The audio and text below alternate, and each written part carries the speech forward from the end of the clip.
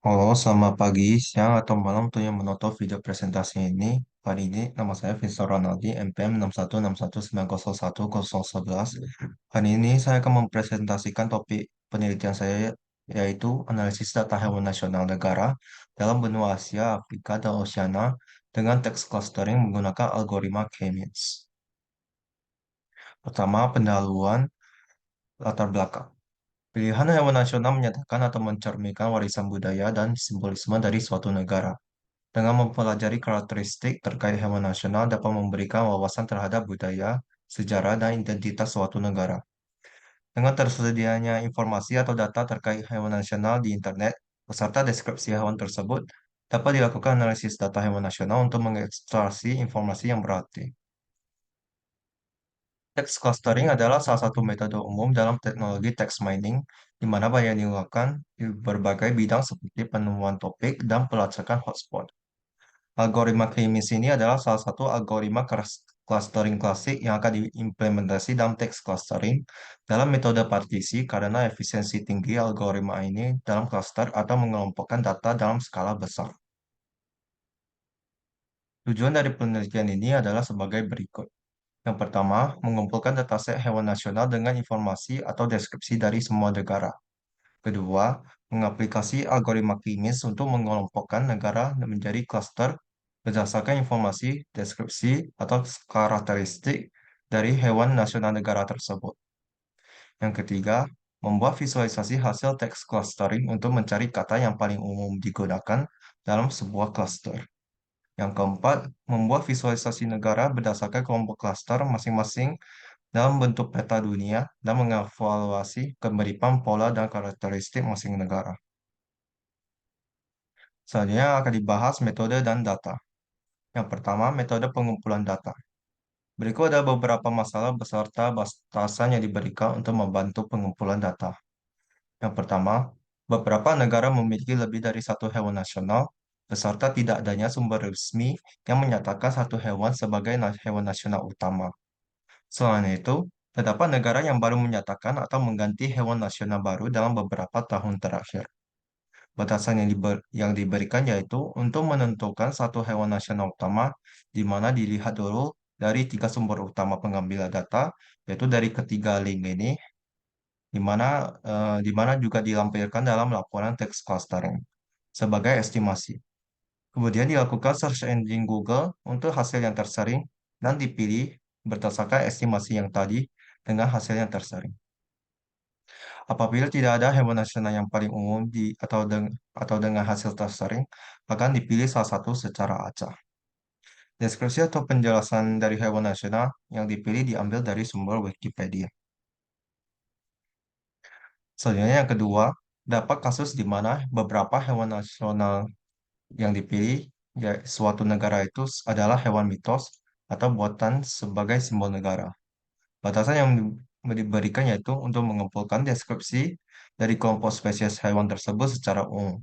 Jadi misalkan hewan nasional itu adalah two-headed eagle, maka dikumpulkan deskripsi spesies eagle itu secara umum. Yang ketiga, terdapat kasus di mana suatu negara tidak pernah secara resmi menyatakan hewan nasional. Batasan yang diberikan yaitu untuk memilih hewan yang secara umum dianggap rakyatnya sebagai hewan nasional.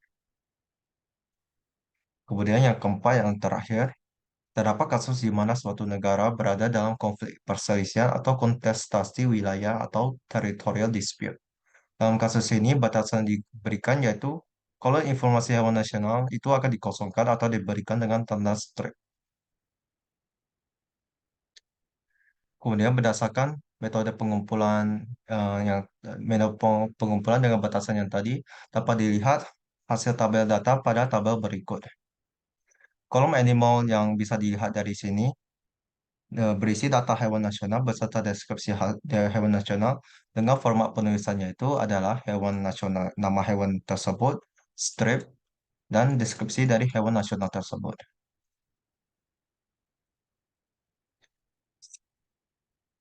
Selanjutnya dapat dilihat selanjutnya dalam penelitian ini hanya dilakukan analisis data hewan nasional dengan text clustering menggunakan algoritma K-means untuk negara yang berasal dari benua Asia, Afrika, dan Oceania.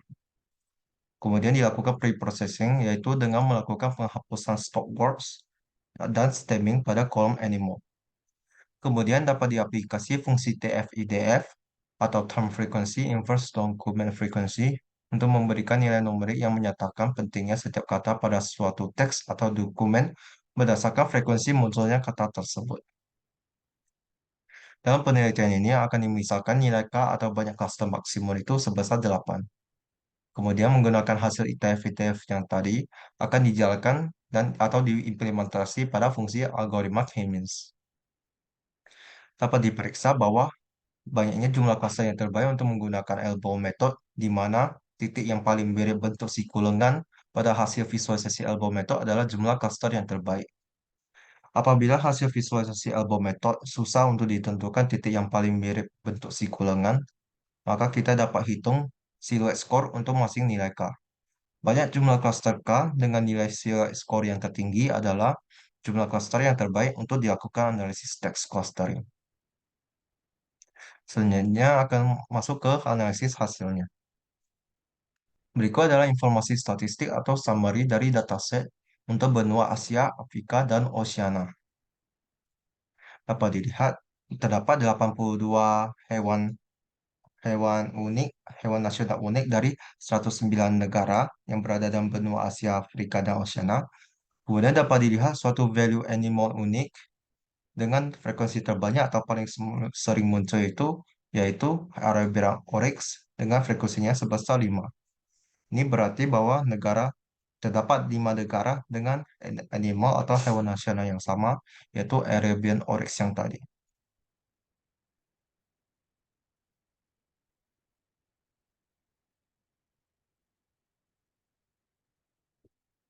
Selanjutnya, berikut adalah visualisasi elbow method dan silhouette score dengan maksimum jumlah cluster sebesar K sama dengan 8 dari dataset untuk benua Asia, Afrika, dan Oceania.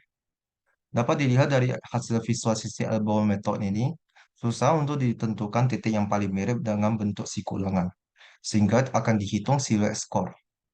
Dapat dilihat dari nilai silhouette score tertinggi dari hasil visualisasi silhouette score ini, nilai silhouette score yang tertinggi yaitu berada pada banyak cluster sebesar K sama dengan 8, sehingga akan dilakukan analisis text clustering dengan 8 cluster.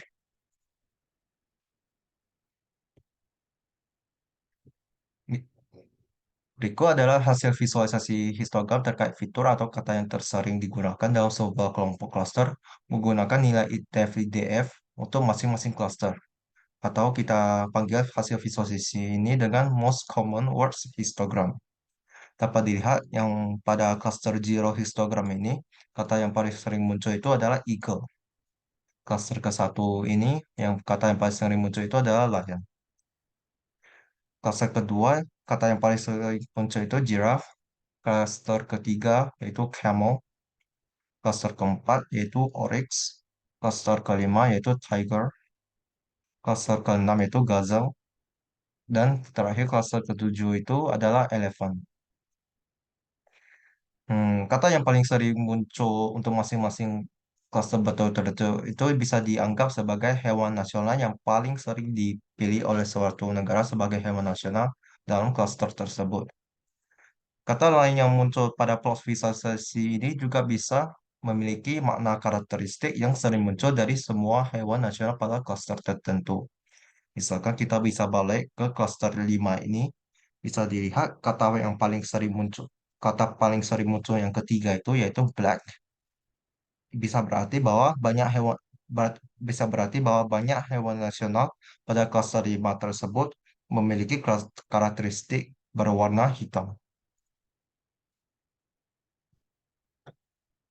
Ya, kemudian hasil visualisasi histogram yang tadi juga dapat divisualisasi juga dalam bentuk word cloud. Jadi berikut adalah visualisasi map of words atau word cloud terkait fitur atau kata yang sering digunakan dalam kelompok cluster menggunakan nilai TF-IDF untuk masing cluster.